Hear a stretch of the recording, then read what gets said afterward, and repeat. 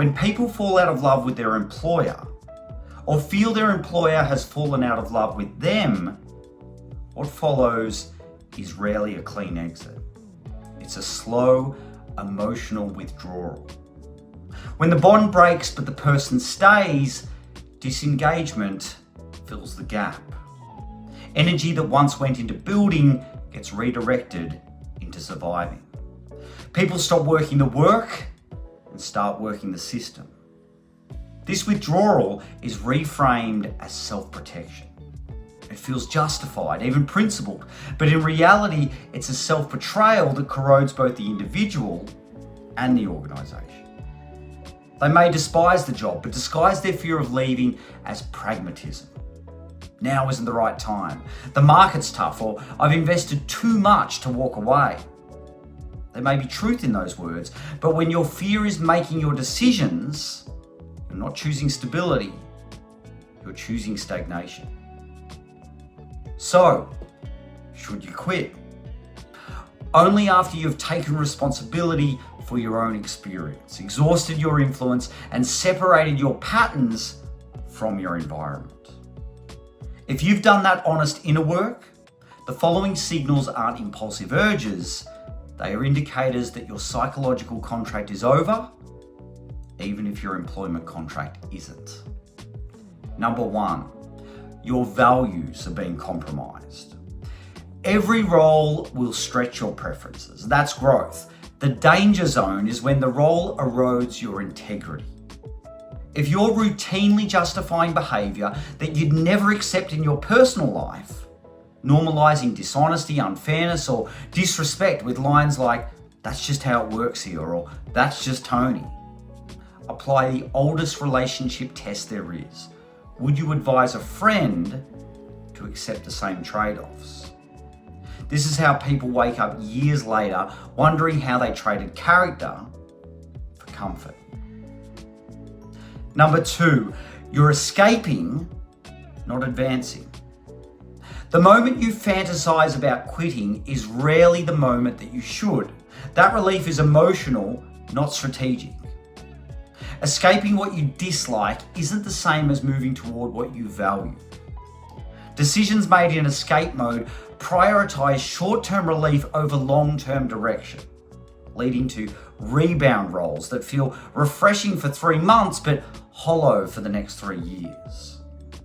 The best moves are pulled by alignment toward new learning, deeper impact, or greater autonomy, not pushed by frustration. Number 3, your mission is complete. Roles are not marriages. They are missions, and every mission has a lifespan. There's a point where the learning curve flattens and your contribution shifts from creative mode to maintenance mode. Staying beyond that may feel safe, but it also makes you stale. Ask yourself, what am I still here to build, learn, or change? If the answer doesn't come easily, your mission is likely complete. The danger isn't leaving too early, it's staying long after the work has stopped growing you. Number 4, you've become a professional critic. Some systems fail because they reward the wrong behaviours. Good ideas die quietly. Poor practices are protected. Performance is measured in ways that undermine the culture the organisation claims to value. But when your days are spent naming problems you no longer have the power or the will to fix, your role is shifted from builder to bystander. Cynicism becomes your default. Critique becomes your identity. If you've earnestly proposed alternatives and the system remains indifferent, the misalignment is structural. Stop trying to swim upstream. And number 5, your life outside of work is paying the price. Short-term stress can be developmental. Chronic depletion is not. If the people closest to you experience the worst version of you on repeat and your primary mode of connection has become complaining about leadership, colleagues, or the system, pay attention. When work consistently bleeds into your health, your relationships, or sense of self, the role is no longer stretching you, it's consuming you. Now, before you quit, many people repeat patterns because they exit without insight. They change offices, but not themselves. So before you hand in your notice, 1, audit your contribution. Where have you surrendered agency or blamed the system?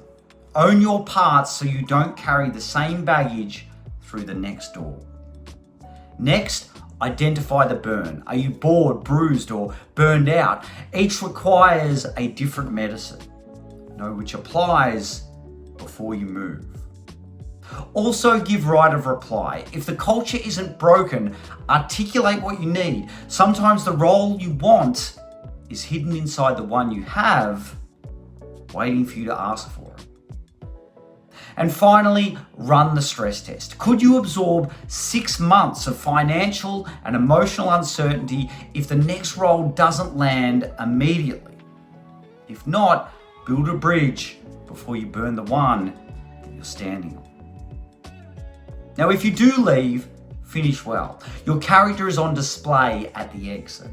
Close your files, hand over with care, and offer feedback designed to improve, not to settle scores. Quit when you are no longer useful to the mission. Quit when your values are repeatedly being compromised, or quit when staying is an act of fear, not purpose.